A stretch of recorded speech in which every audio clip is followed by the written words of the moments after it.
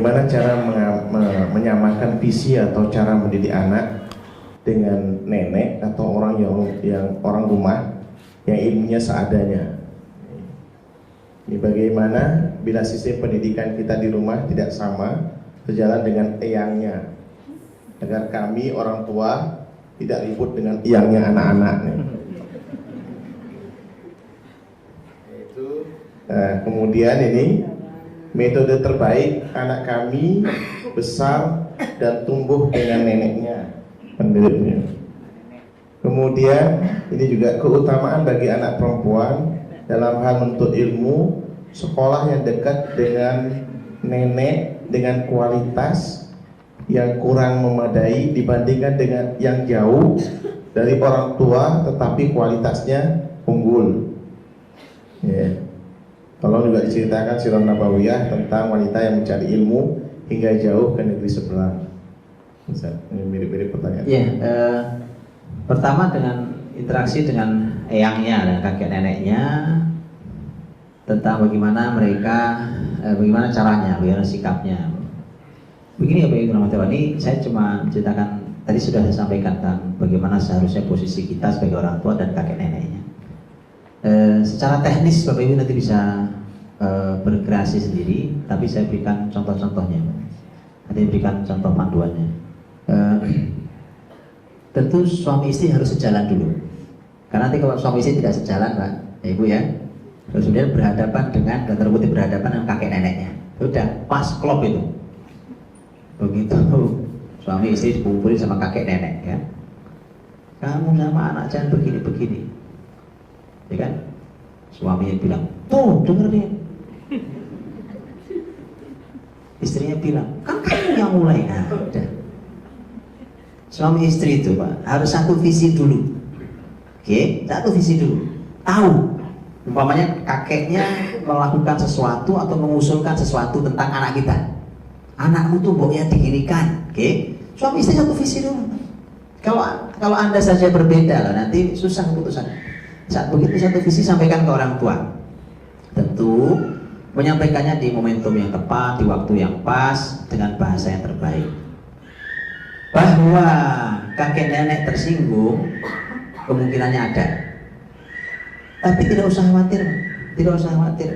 Kakek nenek masya Allah tabarakallah, ya kan, kakek nenek itu cinta ke cucunya luar biasa, tidak usah khawatir. Yang penting kita berlakunya sopan, baik, kalimatnya juga tidak kasar, tidak keras, kalimatnya baik, sampaikan di waktu yang tepat, ya kan, kepada beliau, insya Allah, ya insya Allah bisa. Dan ini semuanya, kalau memang inilah rumitnya ketika kita hidup di zaman memang tidak sinkron secara ilmu nih Pak. Tapi oke lah, ya kita tidak boleh menyerah. Yang harus diketahui bahwa anak-anak kita sebagai bapak ibunya nanti orang nomor satu yang ditanya sisi Allah kita. Makanya yuk satukan dulu visi orang tuanya, diskusi, dialog tentang kebijakan-kebijakan kita terhadap anak-anak kita.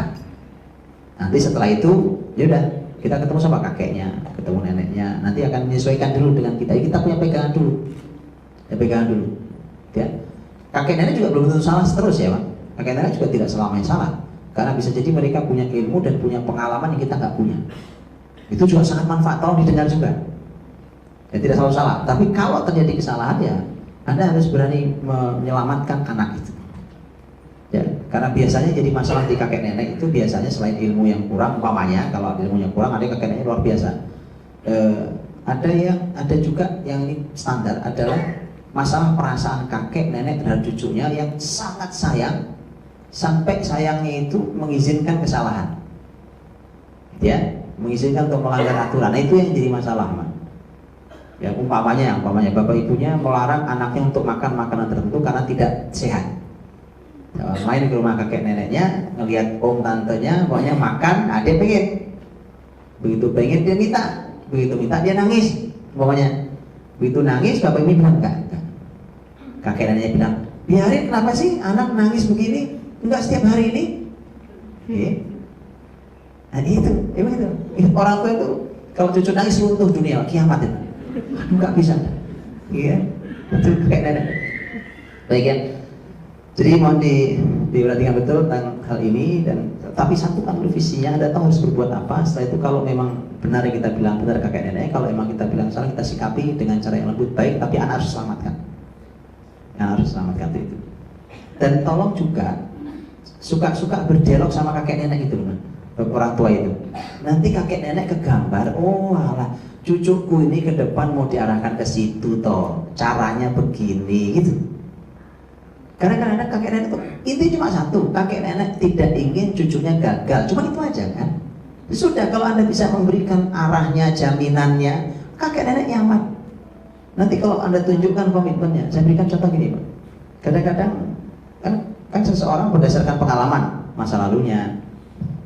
Kemudian ketika anak-anak kita ini kita arahkan dengan cara mendidik yang mungkin kakek nenek, bapak ibu kita ini tidak biasa.